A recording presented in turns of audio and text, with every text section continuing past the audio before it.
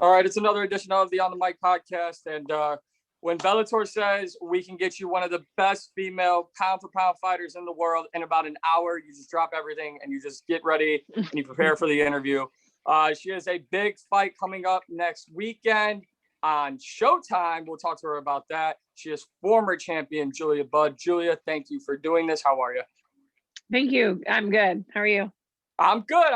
Kind of threw me for a loop, but I'm here. I'm ready to go. And any chance to talk to you is a great one. So first and foremost, like I know you 1-1 in 2020. Obviously, hate to see you lose the belt. But your only 3 losses have come against absolute legends and Ronda Rousey, Amanda Nunes, and Cris Cyborg. That really, you can make the argument like you're the 4th best of all time. And you can get at least one of those back because Cris Cyborg is still active and in the Bellator promotion. It's the easiest cliche question I can ask, so I'll just get it out of the way. Is that a fight you want back in 2021? Yes, 100%. What was it like for you to kind of go through that? Obviously, to lose the belt, but you got back in there. You got to win. You're right back in, here early on for 2021.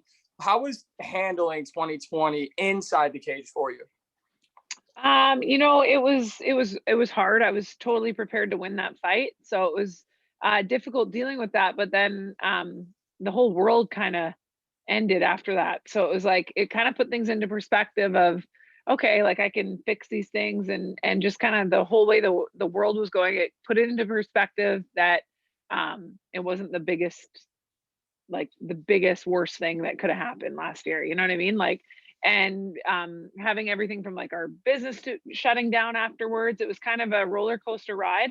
But I got back in the cage and I was able to get a win in one of Bellator's first cards back in 2020. So it was a really good learning experience at the end of the day. I can look at that, but again, I hate to lose and I want to get back in there and I want to showcase how good I am in this next fight that I have. And the goal is always the top. So. Well, I mean, it's hard to argue, with that mindset. And I would say for me, one of the biggest reasons why I jumped at the opportunity to talk to you is because one thing that kind of bothered me going into that fight is once Cyborg lost to Amanda Nunes in the way that she did, people were like, oh, she's beatable now. But then she joined Bellator and it was like everyone just forgot about how good you were. And because they don't pay enough attention to the promotion or to women's MMA or to yourself, it was just like, well, we've never truly heard of Julia Budd and we just watched Cyborg because she was in the UFC. So she's probably just going to run through. And like, I just have to know, like, obviously, I don't know if it bothers you or if you even care, but it's such a big disrespect to all the things you've achieved in your career. Did you kind of get a feeling of like nobody had any idea who you were coming into this fight and they just thought like Cyborg is Cyborg again? I think that it did feel like that a little bit, but it motivated me. I just use it as extra motivation because, if I feel like if you focus too much on that, then it can throw you off and take away your energy. So I used it as energy and kind of, I prepared, everything went well for that fight. So there's no excuses on my part. But I learned a lot from it. And so yeah, it just used it as energy and motivation. Well, COVID changed a lot of things. It also changed the way us journalists, I guess you can say, ask questions. So here's a new cliche COVID question. What was it like when you came back, being in the quarantine bubble, fighting with no crowd? Like, did you find like more stability inside the cage? Did you like hearing your corner, no fans? Like, what was it like fighting no crowd? It was just really different. It was cool that I could hear everything they were saying, but you hear everything. Like I can hear their opponent, I can hear my opponent's corner, and I can hear everything. So it's different, but at the same time, it feels like it's sparring. You're in the gym sparring. I definitely miss the fans and miss that, but at the same time, I got a job to do, so I'm fully focused and in the moment. I was gonna say, does that help just knowing that like you can hear everything? Like obviously, yes, miss the fans, and trust me, I know the fans miss being, at Bellator events. But when you say it feels like a sparring session, like I would have to, believe from the short times I've been inside a gym, like sparring sessions are my favorite because there's no outside distractions. Sure, you've probably got other people sparring in the gym as well, but it's just you and the person across from you during sparring sessions. Yeah, it's different for sure. And I'm never it doesn't bother me either way. I like I could do it right here in my backyard if I had to. So Well, hopefully you don't have that's to. yeah, hopefully I don't have to, but it's just kind of like I look at it as me, I got a job to do. And again, yeah, it's kind of cool. It definitely it's cool to be able to hear so clearly, but at the same time, um it's yeah, I'm kind of I'll be excited when there's people there again.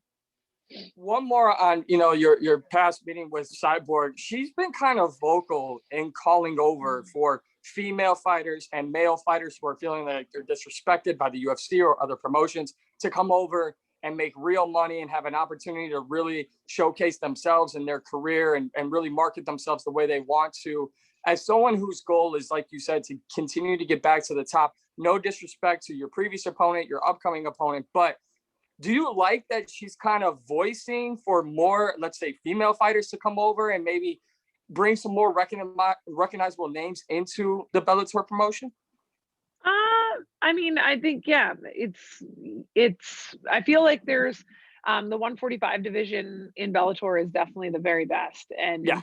And yeah, I think that if that's how she feels, that was her experience, then and she's being vocal about it and talking about it, then that's part of yeah. I'm just kind of I haven't really paid too much attention to what she's been saying. So Well, but I'm very excited to see you get back in there and obviously continue to ride off your last win and work your way back up.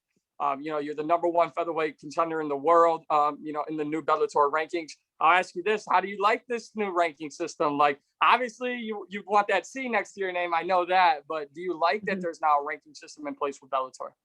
yeah, I think it's good. I think it's a step in the right direction for sure.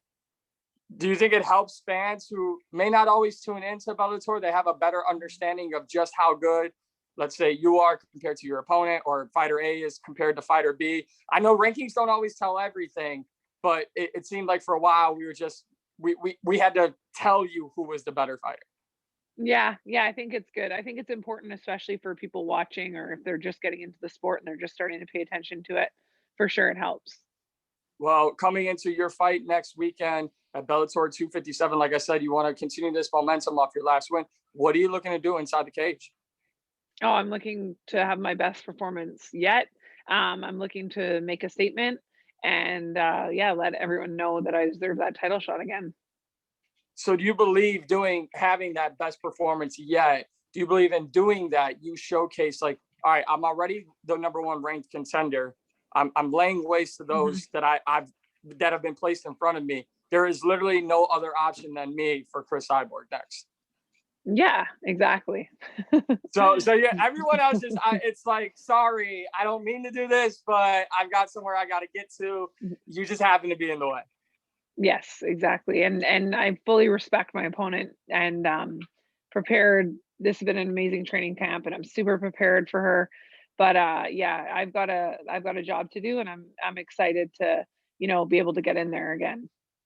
Correct me if I'm wrong, but your stepson's fighting on this card as well. Yeah. He How is. is that like? You guys, how did that all come together? How was that like preparing for this upcoming card? Like, how did that all come about? It was amazing. We're chasing after the same goals, same dreams. So it's so great to be able to be in a training camp and do it together, as well as with like the quarantine rules and everything that's in place for Canada and coming across the border. We wanted to do it. We were like, there. Can you please put us on the same card so that we could fight and then do the quarantine and everything after, so we weren't kind of spending months in quarantine going back and forth. So it made perfect sense, and we were so lucky that Bellator was able to make it happen. And yeah, we look forward to both going out there and showing who the Gibson team family is. So it's exciting. Well, for you, like I'm just kidding, like a former world champion. Obviously, you guys both have the same goals in mind, and you're both well on your way to doing that. How will fight week be? Because obviously you've got to fight. Like, I'm just curious how stepmom Julia Budd will handle being stepmom. And, we know how fighter Julia Budd will be, but how will you be balancing not just your fight, but also his fight as well? Well, I think we're both he's been cutting weight since he was a little kid for wrestling matches, from everything from wrestling matches to his MMA fights. Sorry, my dogs are barking. It's okay. So he's a professional. So he's been doing this even though he's, had, 3, 4 MMA fights professionally. He's been doing this longer than I have. So at that point, like, we're each doing our own MMA fights, or sorry, our own weight cuts, and we'll be doing it at the same time and focusing on ourselves, but also obviously cheering each other on. Well, you guys have a great team, a great family. That's honestly one of my favorite stories already of 2021, to see you two fighting in there, and big props on Bellator for making that happen. But also, you talked about, your last fight was, when Bellator got started again, but now your fight in 2021, it's the new Showtime deal that they have going on, a new partnership relationship they have with Showtime. It feels like nostalgic Scott Coker, like this is everything, that everyone who knows Scott Coker, this is what he does. And the first show, great success last week. I have no doubts this week will be as well. What are your thoughts on the Showtime partnership, and to make it a little bit more exciting, that like people gotta really tune in? Like, this isn't just like you walk into a bar and be like, hey, CBS Sports, please. Like, now you gotta have Showtime. You gotta really tune in for these fights. Yeah, no, I think it's exciting, and you could already tell like, it was exciting watching the last card on last weekend. It was I don't know. I'm excited. I think it's an amazing platform to be on, and so I'm looking forward to it. What is 21 looking like for you? I mean, obviously we talked about, like, again, you have this last win. You want to come in and have the best performance of your career to date next weekend at Bellator 257. And is it Cris Cyborg right away? Maybe, I think that we got to sit down and talk after, but number one, I got to get in there and do what I do best, and make sure I make the statement that I'm going to make. How much more? I mean, what is your career outlook looking like for you? Is this something you still want to continue to do for years and years to come, or just taking it fight by fight right now? I take everything fight by fight, one step at a time. And that's kind of the main. Sorry, there's a dog off leash. Sorry. Okay. My dogs aren't friendly. Okay. So yeah, just take it one fight at a time.